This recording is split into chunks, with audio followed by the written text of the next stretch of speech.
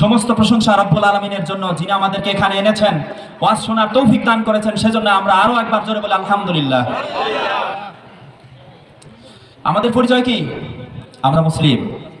আমাদের তাকবীরগুলো হবে কেমন?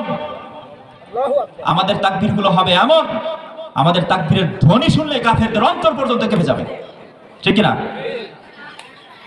কবি কাজী নজরুল ইসলাম বলেছেন, আমরা মুসলমান, আমাদের নামের মধ্যে একটা শক্তি থাকবে, আমাদের মুখের মধ্যে একটা শক্তি থাকবে। কাজী নজরুল ইসলাম বলেছেন, আল্লাহ আমার প্রভু, আমার নাহি নাহি ভয়। যাদের প্রভু আল্লাহ, তার কি কোনো ভয় আছে? কোনো ভয় নাই। আল্লাহ আমার প্রভু, আমার নাহি নাহি ভয়।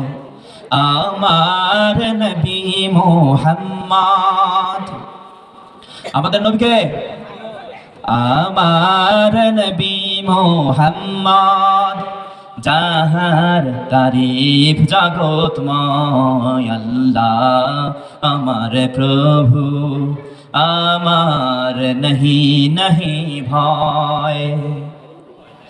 আমার কিসের শঙ্কা, কুরআন আমার নঙ্কা। আমাদের নঙ্কা কি? কুরআন। আমার কিসের শঙ্কা, কুরআন আমার নঙ্কা।